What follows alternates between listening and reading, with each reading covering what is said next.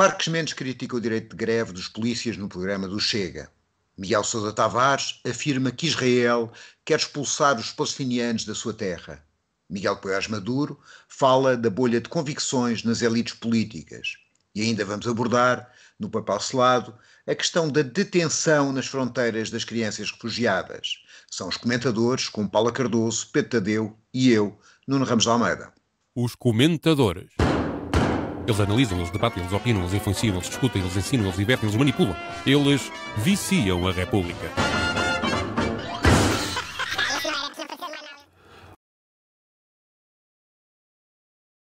Ora viva, cá estamos para mais uma edição dos comentadores.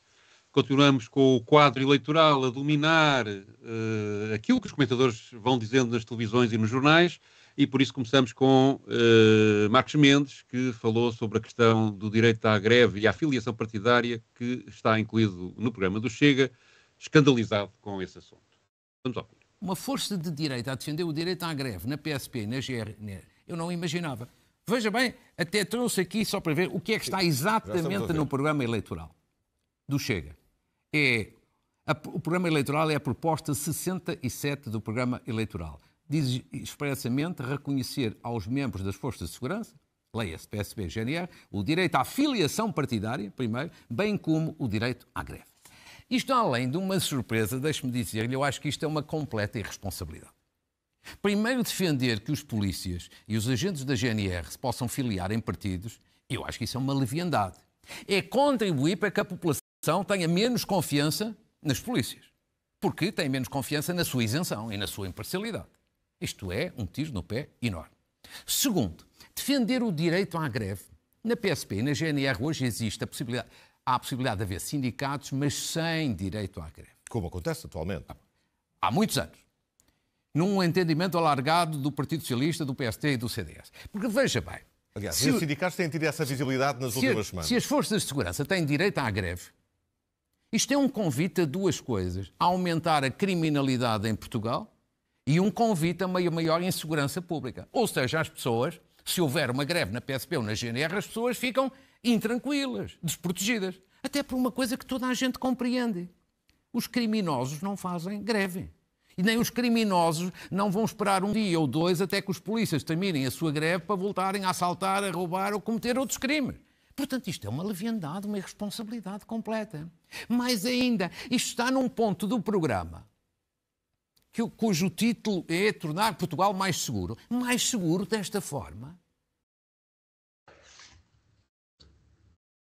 Ora bem, eu vou hoje começar pelo Nuno, que é o nosso regressado, tem direito a começar. Acho que devia ser interessante ouvir as opiniões dele sobre este assunto. Eu tenho muito pouca opinião sobre o Marcos Mendes. Eu lamentei muito ele não dizer que o direito à greve podia levar à zoofilia, que era um outro aspecto do programa do Chega, que entretanto caiu, que era uma análise crítica e a perseguição às pessoas que queriam fazer sexo com animais. Porque só faltou dizer isso, quer dizer, a doença também não faz greve, e os médicos podem fazer greve, e as enfermeiras podem fazer greve, não é?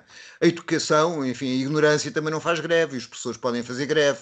Portanto, há aqui uma quantidade de disparates que o Marcos Mendes diz que é bastante grande e mostra, de facto, a sua posição política. No fundo, mais do que a questão da greve dos polícias, mostra a sua posição política. Ele, por um lado, reconhece que o André Ventura é da sua família política e essa honestidade intelectual é boa. Ele diz que é de direita, que é um partido de direita, e nunca pensou que um partido de direita pudesse reconhecer aos trabalhadores o direito a poder fazer uma greve. Escandalizam muito, porque no fundo ele acha que as greves são, sei lá, um crime ou um atentado qualquer. Paula, tu és a favor ou contra o direito à greve dos polícias? E da filiação partidária? Aqui duas coisas distintas, não é? Eu começo por reforçar, como sempre, que tenho muitas críticas a apontar à atuação das forças de segurança, e em vários contextos, mas eu defendo direitos trabalhistas e não me revejo neste cenário de tragédia que é aqui traçado por Luís Marcos Mendes a partir de uma greve dos polícias. Portanto, eu quero acreditar que há formas de garantir este direito à greve, salvaguardando serviços mínimos. Portanto, porque às tantas parece que a simples comunicação de uma greve produz nos cidadãos um impulso irresistível para cometer crimes. olha, tenho aqui uma oportunidade, agora vou ali cometer um assalto, não é? Parece que é um bocado assim que as coisas acontecem. E depois, claro, que nesta análise... ditado, ocasião faz o ladrão. Não é? Pois, exatamente, sabedoria popular. A questão aqui é que, até analisando o tipo de criminalismo em Portugal, portanto, não é de maneira nenhuma compatível com este cenário de catástrofe, que de repente já não podemos sair à rua e estamos a ser assaltados a torto e a direito. Portanto, não me revejo nesta narrativa que é aqui trazida a partir desta proposta, desta possibilidade de termos as polícias com direito à greve. Obviamente, para mim, isto não deveria sequer estar a ser discutido com esta premissa de tornar Portugal mais seguro, porque não é disso que se trata. E aqui, portanto, também trazendo aqui esta questão da filiação partidária, em relação a isso sou contra, portanto, não acho que essa deva ser uma possibilidade, porque acho que isto depois equivale de alguma forma a aceitar que os partidos têm uma série de extensões armadas nas forças de segurança que devem estar ao serviço de todos, independentemente daquelas que forem as nossas escolhas a esse nível. Portanto, acho que há aqui estas duas situações a serem confrontadas. Portanto, direito à greve sim, porque é um direito trabalhista, a questão da filiação partidária, não. Ora bem, aqui no Marcos Mendes há uma coisa que me parece uma distorção da realidade, que é quando ele diz a dada altura há sindicatos nos polícias por causa do entendimento PS, PSD e CDS. Sim, o resultado final da lei que permitiu a entrada dos sindicatos que resultou de um processo de luta levado a cabo pelas polícias, que à esquerda do PS apoiou, nomeadamente o PCP na altura, mas que demorou muito tempo e teve até incidentes lamentáveis de repressão sobre polícias que o cavaquismo levou a cabo e que, enfim, foi essa pressão e essa luta que levou, de facto, os sindicatos acabassem por poder existir, com, inclusive, sindicalistas a terem prejuízos enormes pessoais do ponto de vista de carreira e de repressão pura, que hoje em dia seriam considerados inaceitáveis. E na altura os argumentos eram muito parecidos. Porque eles fazem sindicatos e depois vem aí o caos, não é? Vem aí a tragédia, vem aí a insegurança total e Portugal continua a ser dos países mais seguros do mundo, como todas as estatísticas internacionais dizem em relação à segurança no nosso país. Mas há aqui outro aspecto que me parece também que é relevante, que é a questão do Chega ter isto no seu programa simultaneamente com a filiação partidária, que é de facto uma questão completamente diferente, e há aqui de facto um comportamento oportunístico, digamos assim. O Chega, como é sabido, tem influência sobre um movimento zero que reúne alguns polícias, esse movimento zero, entanto, já se transformou noutro tipo de movimentos, e portanto há aqui uma tentativa de associar o próprio Chega aos movimentos de protestos policiais e, digamos, do Chega se apresentar como a bandeira dos direitos dos polícias. Sendo que depois aqui se faz também uma confusão que me parece irrealista e grave entre PSP e GNR. O PCP, que também defende o direito à greve dos polícias, tem há muito tempo uma proposta para fundir a GNR e a PSP, entre outras coisas, para aproveitar melhor os recursos humanos, para racionalizar a gestão da própria segurança neste país, e também, por outro lado, para tirar a questão da militarização da segurança, das forças de segurança pública, que é uma coisa que é um bocadinho contrassenso e que cria dependências em relação à hierarquia muito complicadas. E, portanto, sem se resolver isso, também estar a dar direito à greve à GNR também é difícil, porque, de facto, o Estatuto Militar cria aqui uma diferença complicada. Mas, digamos, há uma diferença entre, digamos, um partido oportunista que, por exemplo, defende a redução de direitos dos trabalhadores, objetivamente, o próprio André Ventura já o disse quando apresentou o seu programa eleitoral, e aqui apresenta uma tentativa de defesa de direitos dos trabalhadores que é contraditória com a sua própria afirmação noutras áreas da economia e do trabalho. Mas é interessante, de facto, não foi só Marcos Mendes, foram vários protagonistas da direita portuguesa e até de alguma esquerda a rebelarem-se contra esta ideia que me parece, de facto, completamente desadequado no século XXI, estarmos a proibir pessoas que prestam serviço público a terem direito a exercer uma forma institucionalizada de protestarem e de reivindicarem os seus direitos. Aliás, por não existir essa forma institucionalizada de funcionamento, é que depois acontecem coisas como os cancelamentos inoportunos de jogos de futebol, enfim, formas de luta completamente ad hoc que depois não são negociados, não têm serviços mínimos e, digamos, deixar os polícias numa situação em que não têm a capacidade de exercer esse direito à greve levará cada vez mais esse tipo de situações, num processo de luta cada vez mais difícil, venha a acontecer. Mudamos de assunto? Ou tem mais coisas a acrescentar? E sobre a filiação? O que tens a dizer? Sobre a filiação, eu sou contra também. Acho que enquanto os magistrados, por exemplo, podem fazer greve, não têm direito à filiação partidária. Portanto, há aí, de facto, o funcionamento da justiça com filiação partidária e dos militares pode criar uma desconfiança em relação à isenção dos órgãos de justiça e, portanto, aí de facto tenho... Mas, por outro lado, na prática, a verdade é que estas pessoas votam e colaboram, quem tem essas convicções colabora com partidos políticos. Portanto, há aí depois uma dose de hipocrisia associada, mas não tenho ainda, sinceramente não tenho uma opinião muito definida sobre isso. Acho que tem problemas, de facto, de garantir que essas entidades são completamente isentas, seja qual for o credo político ou dos alvos das suas investigações ou dos seus atos de repressão, e a filiação partidária pode criar aí alguns problemas. Tenho dúvidas, não sei. E vocês? Para mim a questão, ok, quem lá está, revejo-me nisso que estás a dizer, não é? Quem lá está já tem as suas convicções, enfim. A minha questão é daqui para a frente, não é? Como é que essas entradas se decidirão a partir desse tipo de manifestação, em termos de filiação partidária, não é? Enfim, sou terminantemente contra. Não tenho opinião definida sobre isso. Acho que isso não é isso que impede a infiltração da polícia pela extrema-direita, o facto de terem cartão ou não terem cartão, ser permitida a sua filiação, não ser permitida a sua filiação. As pessoas têm direito à sua opinião e têm direito ao voto. Acho que o facto de serem cidadãos com armas, com uma função especial e de responsabilidade, os obrigava a terem não menos direitos, mas mais responsabilidades, coisa que eu infelizmente não vejo em muitos aspectos da atuação das forças policiais.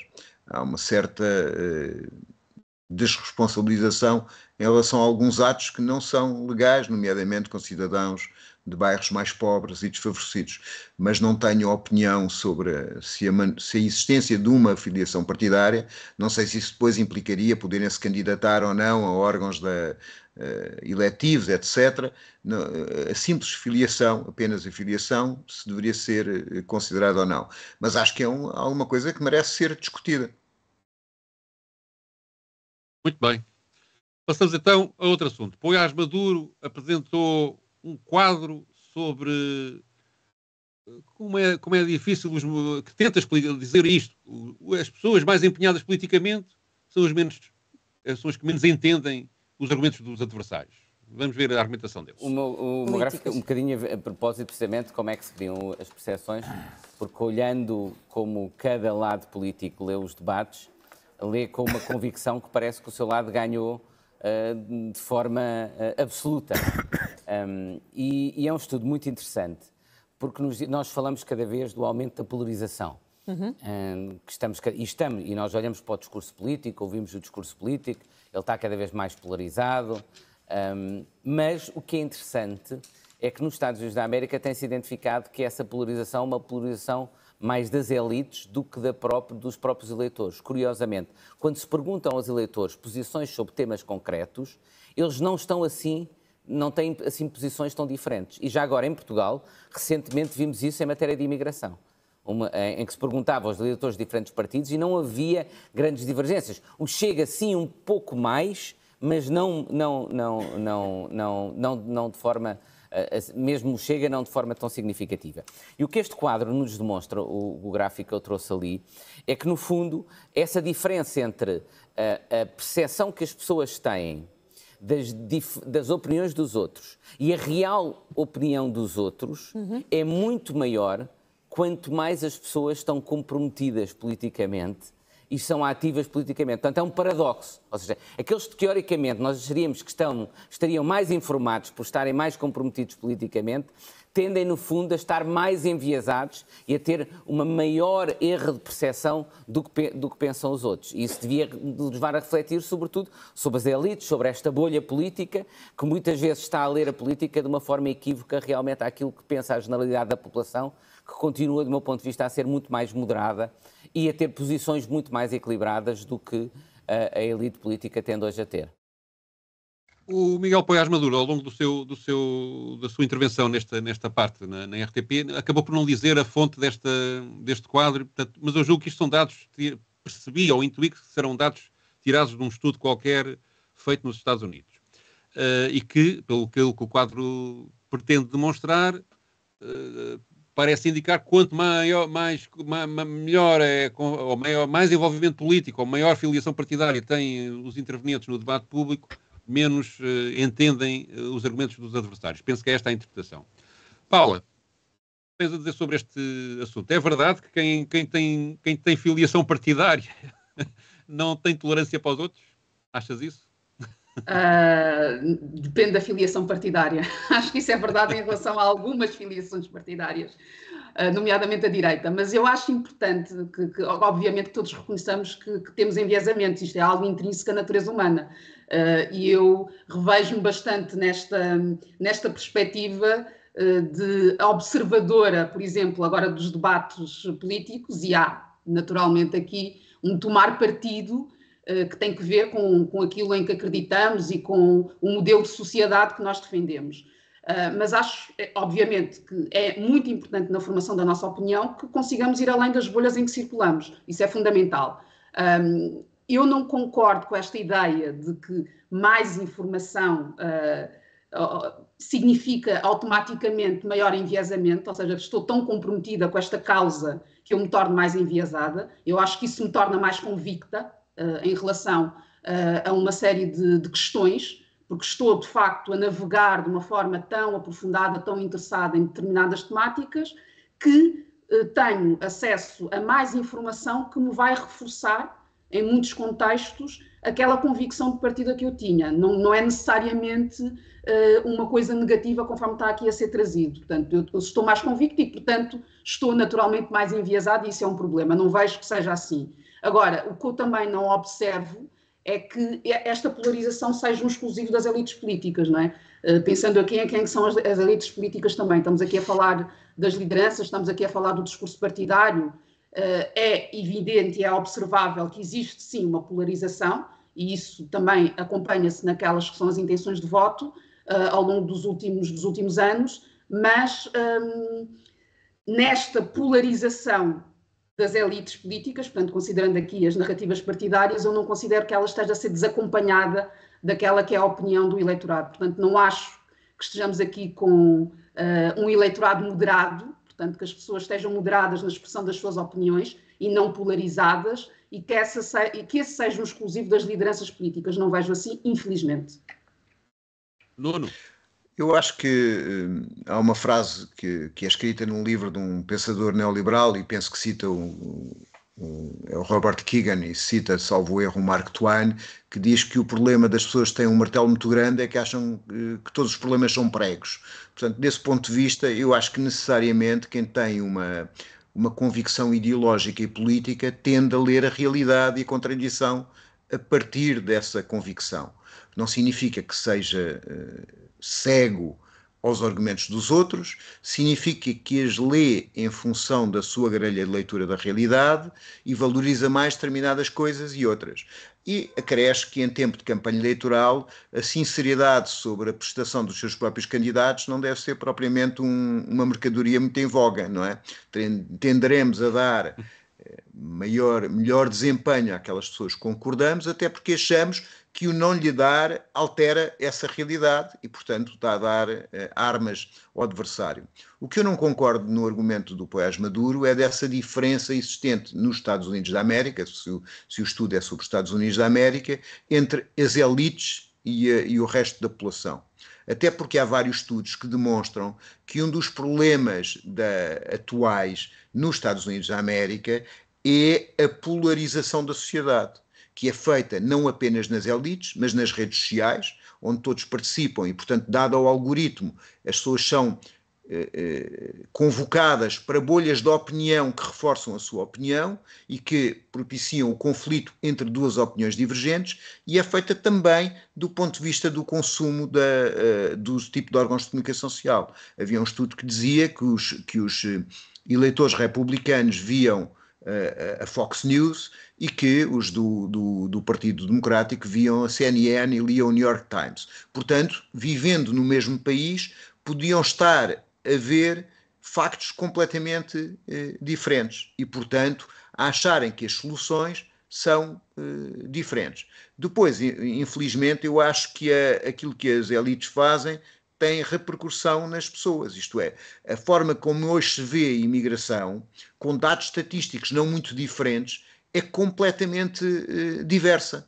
A aceitação que as sondagens mostravam em relação aos imigrantes há uns anos era muito maior do que agora, sendo que estatisticamente não há um problema de imigração, não há um problema de excesso de imigrantes, não há um problema de substituição de população, não há um problema religioso, não há nada disso. Mas há uma criação por parte de uma elite de uma espécie de culpados da crise, que são os mais fracos, aqueles que trabalham, aqueles que são de fora, aqueles que vêm cá construir uma vida. E isso tem a ver com uma criação de um bode expiatório que é feito não pela população, mas é feito por determinadas elites.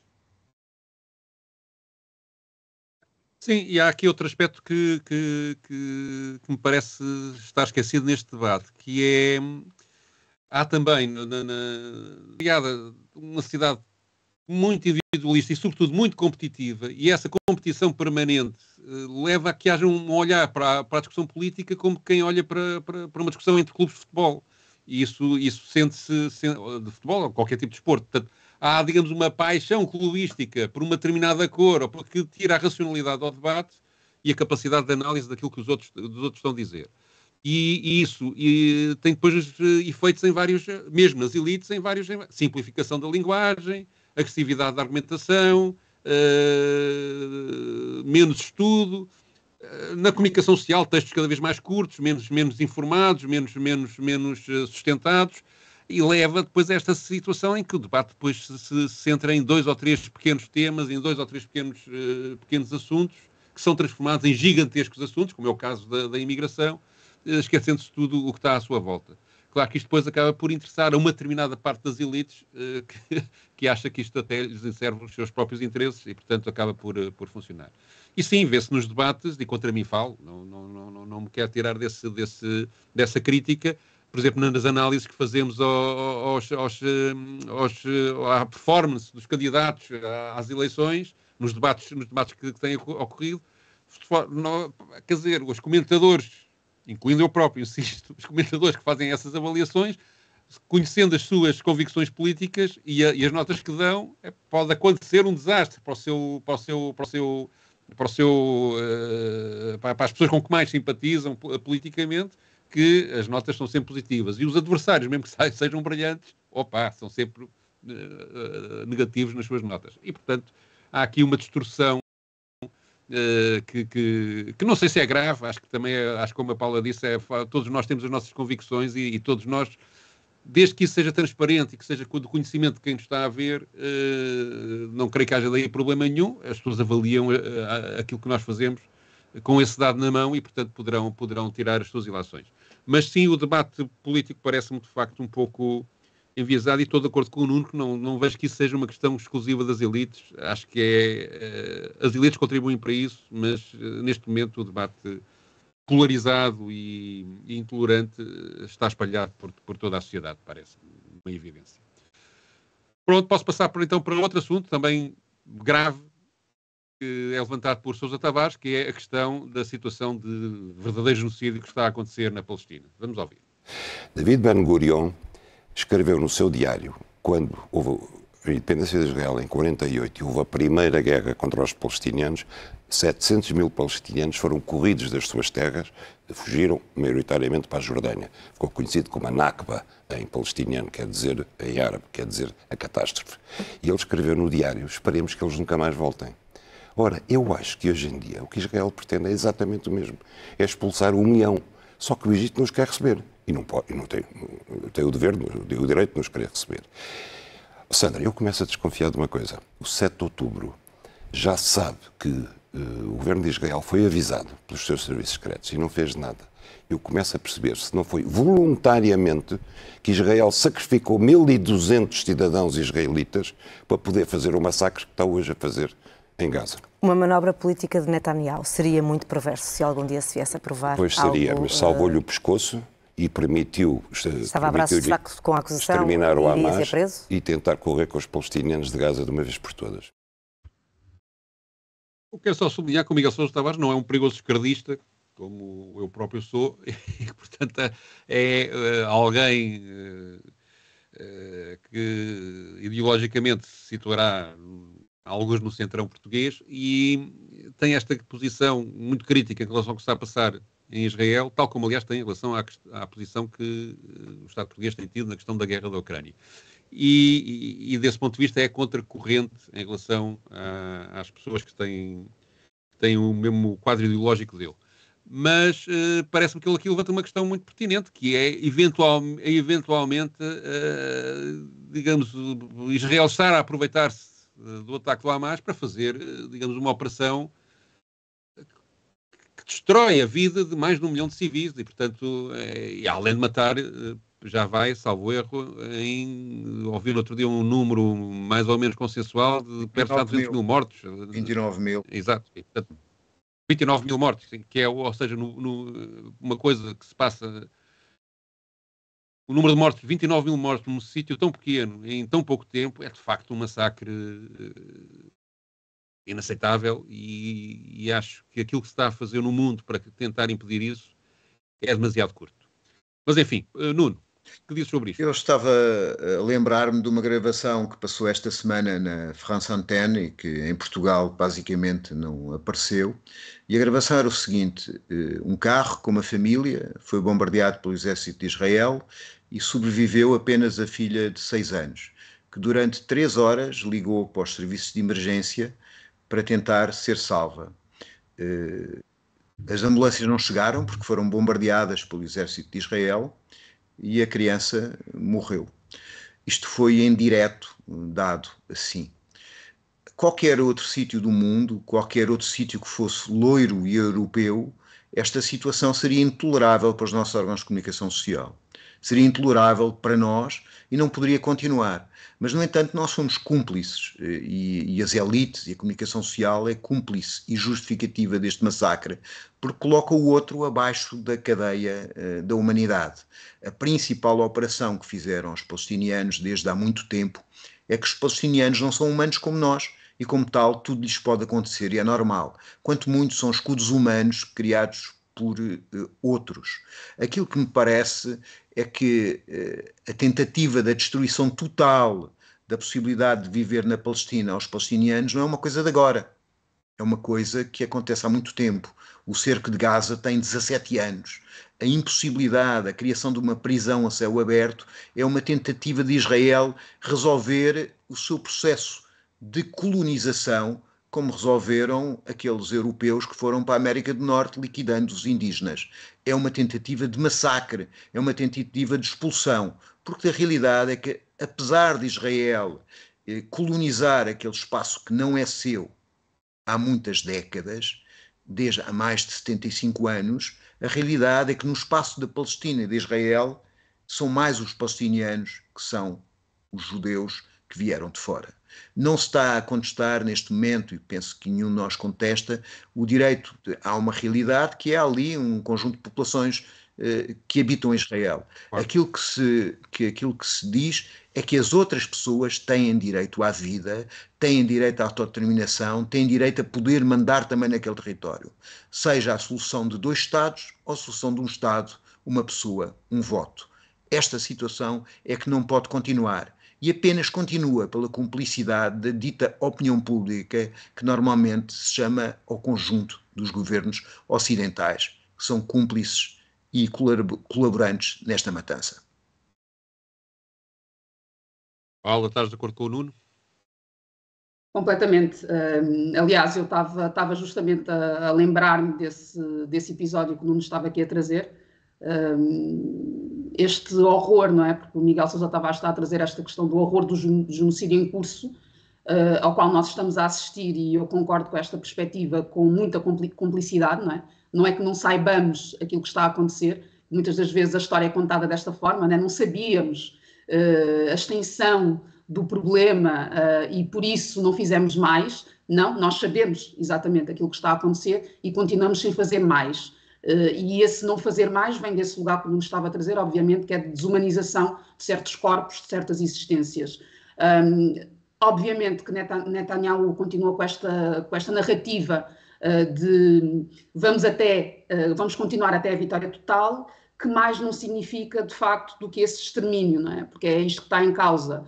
E acho importante esta dimensão da saúde, dos ataques que têm sido cometidos contra as infraestruturas de saúde, que segundo a OMS, portanto, desde o início desta ofensiva já ultrapassa os 600 ataques, falando aqui, obviamente, não só em hospitais, porque eu creio que o Miguel Sousa Tavares acaba por referir um número de 15 hospitais, já vai em mais do dobro desse valor, e obviamente não estamos aqui a falar só de infraestrutura, não é? Estamos aqui a falar sobretudo de vidas humanas, portanto as tais quase 30 mil, destas quase 30 mil há aqui também, como é óbvio, profissionais de saúde, não é? Portanto estamos aqui a diminuir estas possibilidades de vida a este nível, não é?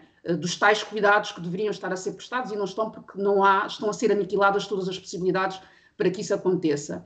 E depois, em relação a esta ideia de que Netanyahu permitiu que isto acontecesse para salvar o seu pescoço, enfim, é uma suspeita que está por comprovar, como é óbvio, mas eu não me surpreenderia se isso viesse a ser de facto confirmado, porque a confirmação de que os serviços secretos conheciam em detalhe esta operação que acabou por se concretizar a 7 de outubro do ano passado, isso já está demonstrado. Houve uma reportagem do New York Times em que isso é detalhado de uma forma bastante exaustiva, portanto, sabiam.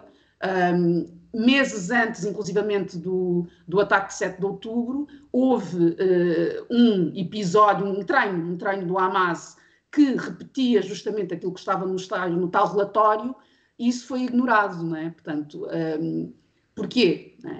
Sabemos que Netanyahu estava, de facto, a ser julgado e com essa possibilidade de ser preso, e que, na sequência disso, também acabou por criar ali umas alianças com a extrema-direita religiosa para promover alterações ao sistema judicial. Portanto, tudo isso estava em curso quando este ataque acontece. Portanto, não acho que seja descabido pensar nessa conivência para que depois, então, se pudesse acionar tudo aquilo a que estamos a assistir. Eu só queria acrescentar uma coisa, que é as indignações seletivas, que é de facto, por exemplo, agora há uma parte do poder político que está muito indignado com a morte do opositor de Putin e querem fazer um protesto em relação a isso, e muito bem, estou de acordo, mas algumas dessas pessoas não as vejo a alinhar no protesto contra o genocídio na Palestina, e apesar de tudo há uma quantidade de mortes de um lado que não acontece do outro, que se calhar devia ser considerada nestes protestos mais seletivos que acontecem. Podemos mudar de assunto? Vamos ao nosso papel selado? Então vá, vamos a isso. Vamos a ele.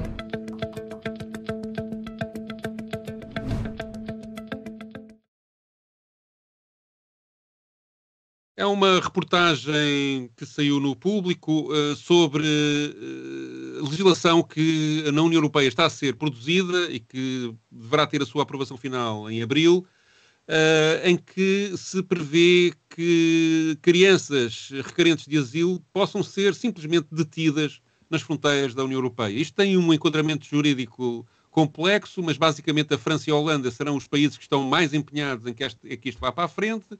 A Alemanha tem-se oposto, mas tem feito cedências e já está um texto de acordo feito. Portugal tem tido uma posição, segundo este texto, de alguma crítica, mas de aceitação também do essencial da proposta.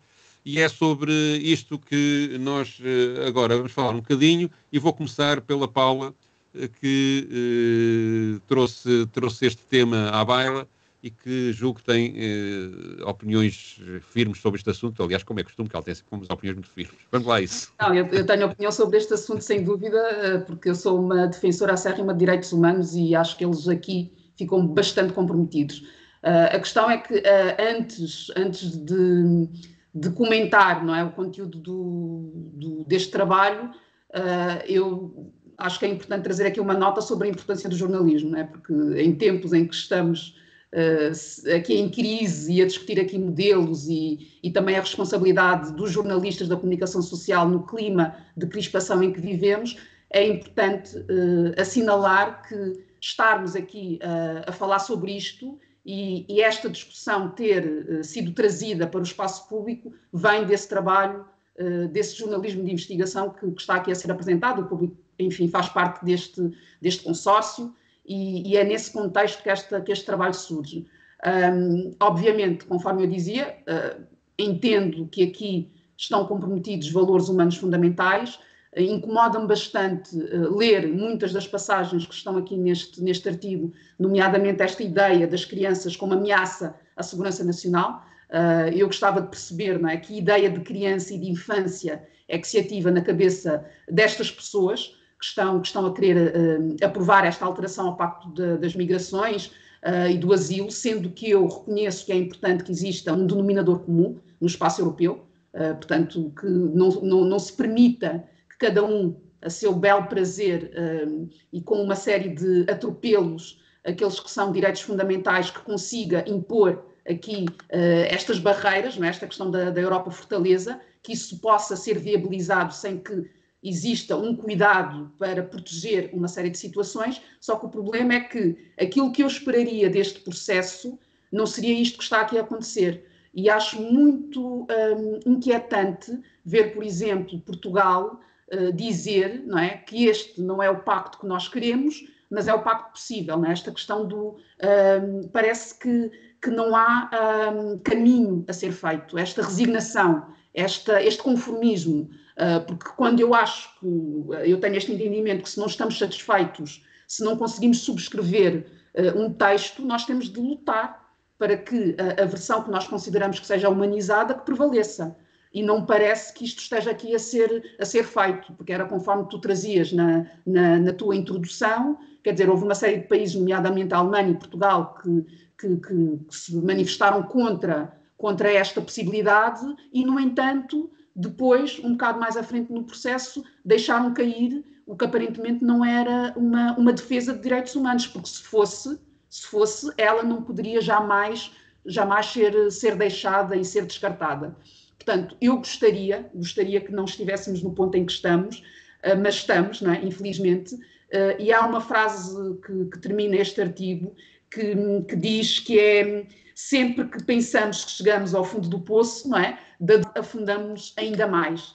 E infelizmente é esta sensação com que fico a partir desta novidade, desta notícia, que eu espero sinceramente que com esta discussão que está a surgir, se calhar em menor escala em Portugal do que eu gostaria que existisse, não sei como é que está a acontecer, como é que está a ser acompanhado nos outros países que também estão envolvidos nesta decisão, não é? Mas eu gostaria de facto que estivéssemos a refletir sobre isto e que não achássemos que isto é um mal menor, como eu sinto que as palavras da representante de Portugal nesta discussão acabam por sugerir. De resto, é assinalável que na campanha eleitoral este tipo de assunto esteja completamente ausente, de assuntos internacionais, ou praticamente ausente, e sobretudo, de legislação que está a ser produzida na União Europeia e que nos afeta a todos. Nuno. Eu acho que aquilo que mais impressionante existe em relação ao triunfo da extrema-direita não é o seu crescimento eleitoral, que é muito, mas é o facto dos partidos do Centrão terem adotado completamente a sua agenda e acharem normal aquilo que era antigamente considerado impossível de ser pensado e de ser legislado. Esta questão da agenda que há em relação aos refugiados e em relação aos imigrantes, tanto do Parlamento Europeu como do Parlamento francês, é uma completa claudicação à ideia de uma ameaça que vem do estrangeiro, das populações migrantes, que vão substituir a população, que vão alterar a Europa profundamente, quer dizer, baseada apenas na multiplicação do medo e em nenhuma estatística, em nenhuma realidade. E depois há um problema aqui, e que ainda é maior, que é, durante muito tempo, havia uma política em relação ao asilo e uma política em relação à imigração. E o asilo foi sempre um direito que estava protegido e consignado. Aquilo que acontece ao se misturar as políticas de migração com as políticas de asilo não foi a melhoria das políticas de migração, foi a perda total de direito das políticas de asilo.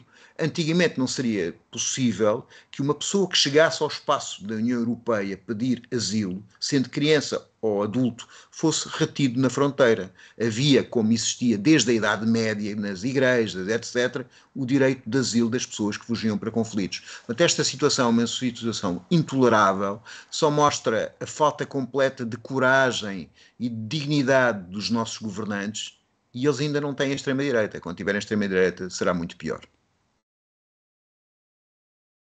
Isto, ainda por cima, parece claramente uma violação da Convenção das Nações Unidas sobre os direitos das crianças, feitas especificamente Aliás, para os direitos das crianças, e não só para os está dito isso no artigo. Sim, e portanto, está dito isso no artigo. E parece-me que, digamos, que chegamos ao ponto de o Ocidente, a Europa Ocidental, que está sempre a arrogar-se da sua superioridade moral, civilizacional sobre o resto do mundo, que até promove guerras para impor direitos, supostamente impor direitos humanos pelo mundo fora.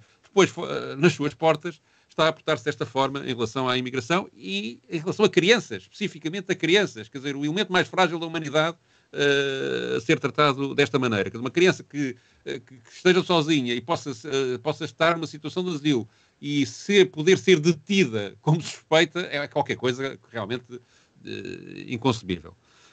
E, aliás, isto alinha com outro tipo de legislações que a União Europeia tem estado a produzir nos últimos anos, por exemplo, como a que tenta controlar as chamadas fake news na internet, que são atos de censura pura, de cariz ideológico, e que todos os Estados estão a aceitar e que vão afetar o jornalismo, vão entrar pelo jornalismo dentro, não tenho muitas dúvidas nisso, mais tarde ou mais cedo, sobretudo se a situação internacional no curto ou médio prazo ainda piorar e houver cada vez mais conflitos.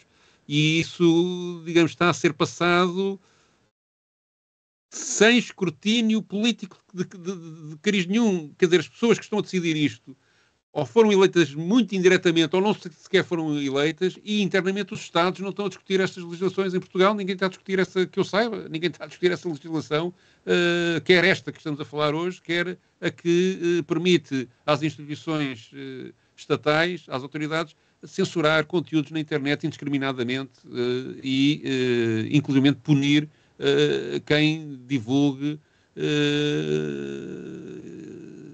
factos que não convenham à Comissão Europeia. Isto parece-me uma coisa completamente inaceitável. Portanto, sim, se a extrema-direita chegar ao poder, ainda vai ser pior. Estou de acordo com o Nuno. E é preciso tentar virar a cabeça destes senhores do Centrão, que me parecem, de facto, não querendo, tentando não perder o poder que têm politicamente, perdem todas as razões políticas que os levaram ao poder, e isso é completamente contraditório. Mais alguma coisa? Ou podemos ir de fim de semana? Vamos. Vamos fim de semana? Então, até à próxima. Passem bem. Os comentadores. Eles analisam, eles debatem, eles opinam, eles influenciam, eles discutem, eles ensinam, eles divertem, eles manipulam. Eles viciam a República.